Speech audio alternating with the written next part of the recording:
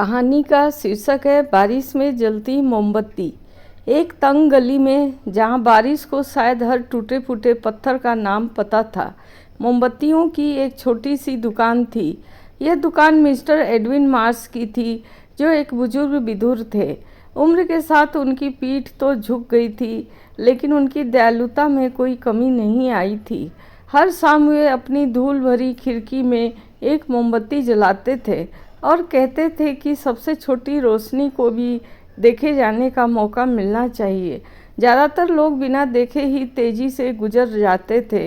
शहर ऐसा हो गया था जहां लोगों के दिलों पर घड़ी का राज चलता था और किसी के पास किसी बूढ़े आदमी या अकेली जलती लौ पर ध्यान देने का समय नहीं था। दिसंबर की एक कड़ाके की ठंड वाली शाम, थॉमस नाम का एक फटे पुराने कपड़ों वाला लड़का दुकान के बाहर रुका। उसके जूते फटे हुए थे, ठंड से हाथ लाल हो गए थे और उसका पेट भूल चुका था कि भरपेट खाना कैसा होता है। लड़के ने जल्दी से कहा, मैं चोरी नहीं कर रहा था, जबकि किसी ने उस पर कोई आरोप नहीं लगाया था। मिस्टर मार्श धीरे से मुस्कुराए। दुकान में अंदर आने से पहले ही ऐसी बात कहना अजीब है। थॉमस ने नज़रें झुका ली।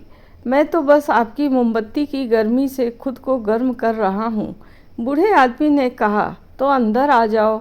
मोमबत्तियाँ तब ज़्यादा खुश होती है जब वे खिड़कियों के अलावा और भी चीज़ों को गर्माहट देती है। दुकान में मधुमक्खी के मोम और पुरानी किताबों की महक आ रही थी। मिस्टर मार्श ने लड़के को गर्म सूप का एक कटोरा और एक ब्रेड का मोटा टुकड़ा दिया।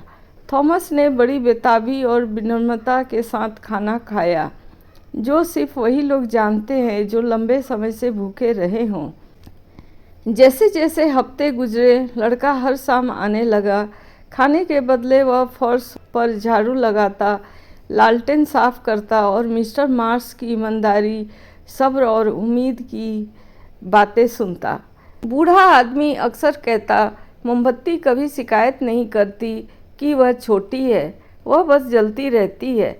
सर्दी का मौसम बीत गया और बसंत आ गया। एक सुबह छोटी सी दुकान में अंधेरा था। पड़ोसियों ने देखा कि मिस्टर मार्श अपनी कुर्सी पर शांति से बैठे थे।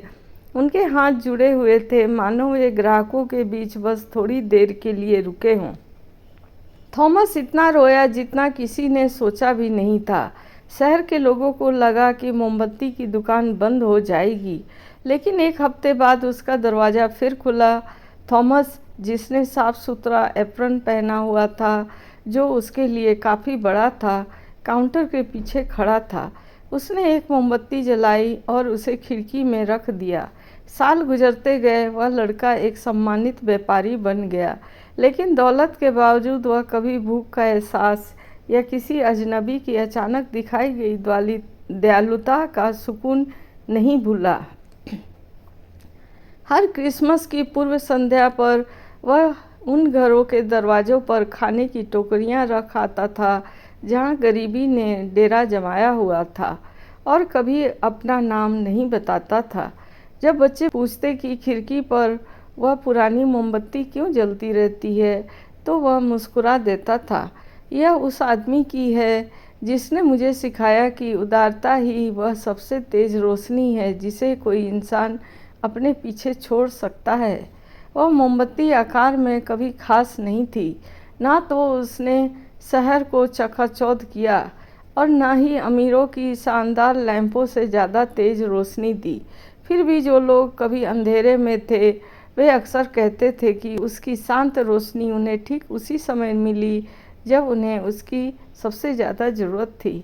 और शायद अच्छाई के सबसे बड़े काम हमेशा इसी तरह शुरू होते हैं, धमाके तालियों या दौलत से नहीं, बल्कि एक छोटी सी लौ से, जो धैर्यपूर्वक बुझने से इनकार करती है। अब ये कहानी ख़त्म होता है। थैंक्स।